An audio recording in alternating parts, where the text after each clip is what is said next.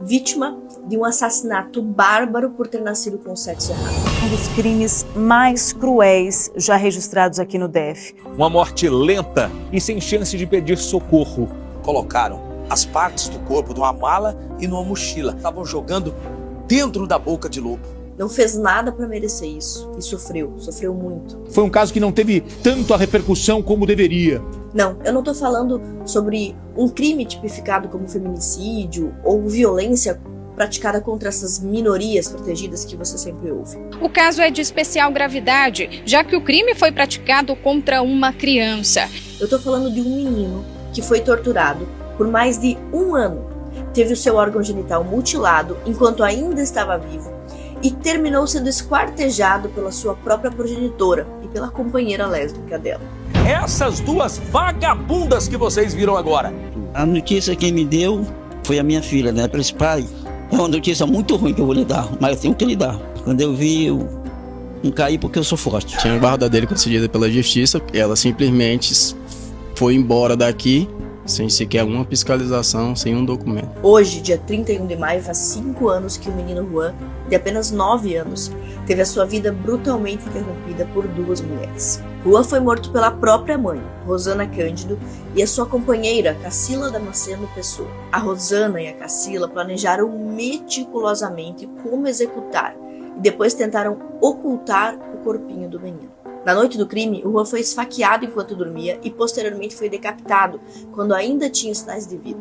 As autoras do crime ainda tentaram desmembrar e queimar as partes do corpo do menino para dificultar a identificação sobre ele. Quando não conseguiram queimar o corpo, então elas resolveram colocar partes do corpo dele em mochilas e tentaram descartá-lo no esgoto local.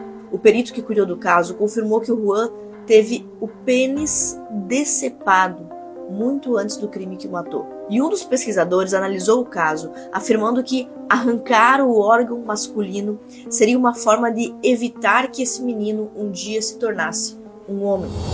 1 ano antes, ela tinha feito uma cirurgia de mudança de sexo do garoto, por conta própria dela. Ela cortou o pipi do menino. Ah, eu quero que ele vire menina. Uma coisa absurda. Especialistas, psiquiatras com quem a nossa equipe conversou hoje estão muito seguros em dizer que o comportamento dessas criminosas é indicativo de psicopatia grave mesmo. A motivação para esse crime, segundo os depoimentos das 2 assassinas à polícia, era de que Juan representava um empecilho para o novo relacionamento homossexual delas. Pois o pequeno Juan, o menininho, lembrava a Rosana, que ela havia tido um vínculo com o pai de Juan. A Rosana ainda se referiu ao ato de matar o menino como algo necessário e reforçou que tinha ódio e nenhum amor pela criança. Segundo a polícia, ela era uma mulher normal, que estudou em escolas renomadas e sonhava em ter filhos. Mas tudo mudou e esta mulher se transformou em uma assassina, na assassina do próprio filho.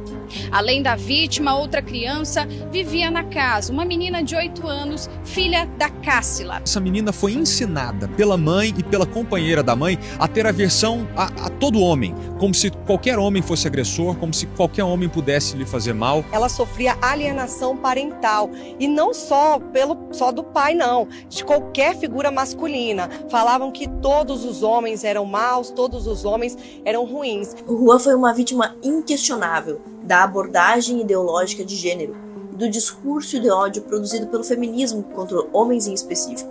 Discurso esse que já está enraizado nas nossas políticas públicas de todo o país. Políticas públicas que se tornam cada vez mais discriminatórias e até persecutórias, com a expansão diária de uma verdadeira indústria de leis sexistas nas casas legislativas, em assembleias, câmaras de vereadores. Quando alguém ousa apresentar um projeto de lei em favor dos homens e dos meninos, essa pessoa é ridicularizada, como se não merecesse nenhuma consideração, como se os homens não devessem ser considerados. Já está mais do que na hora de nós apontarmos o dedo para a maioria esmagadora das feministas que não faz autocrítica e trata a questão da violência doméstica de forma desonesta. Já existem escritoras falando sobre o assunto, escritoras até feministas, mas elas são cada vez mais raras. A escritora Bell Hooks diz aqui no seu livro Feminismo é para Todo Mundo: o foco do feminismo em violência doméstica destacou a violência dos homens contra mulheres, mas, com o progresso do movimento, surgiram evidências de que a violência doméstica também está presente em relacionamentos entre pessoas do mesmo sexo, que mulheres em relacionamentos com mulheres eram e são muitas vezes vítimas de abuso, que crianças também eram vítimas da violência de adultos, mulheres e homens. E olha só que interessante, ela admite, essa autora feminista, que ela é uma das raras feministas do mundo a falar sobre o assunto da violência de forma honesta e abrangente. Multidões de crianças são abusadas de modo verbal e físico por mulheres e homens todos os dias.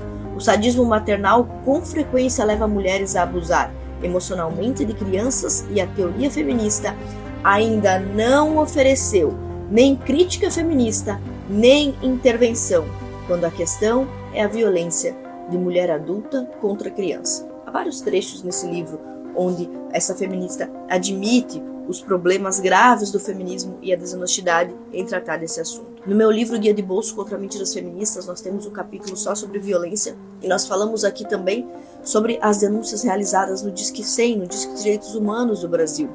E numa pesquisa realizada de forma independente nesses dados do Disque 100, foi possível verificar que a maior parte dos agressores identificados contra crianças e adolescentes não eram homens, e sim mulheres. Em Santa Catarina, nós temos combatido a proliferação dessas medidas discriminatórias apresentadas em formato de leis ou moções, tanto nas comissões quanto no parlamento, questionando as intenções dessas proposições e até propondo emendas substitutivas que contemplem, enfim, todas as vítimas, as crianças, os meninos, as meninas, já que os homens meninos também sofrem violência e, na verdade, são as maiores vítimas de violência praticada por mulher.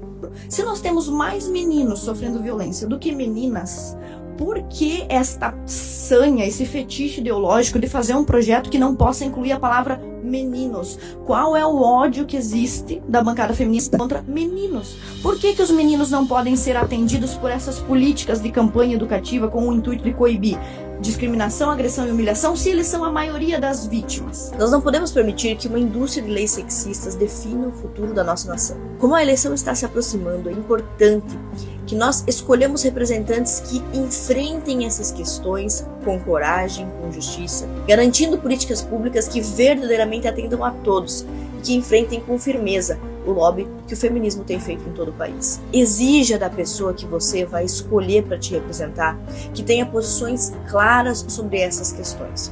Apresente o nosso trabalho, indique as nossas iniciativas de formação, de educação, cobre que essa pessoa se posicione. Eu não posso estar em todos os estados e municípios para fazer esse trabalho de conscientização, mas você pode fazer a sua parte nesse processo, indicando modelos de projeto de lei e indicando também o nosso trabalho, para que os líderes políticos de todas as comunidades saibam como se posicionar em relação ao feminismo.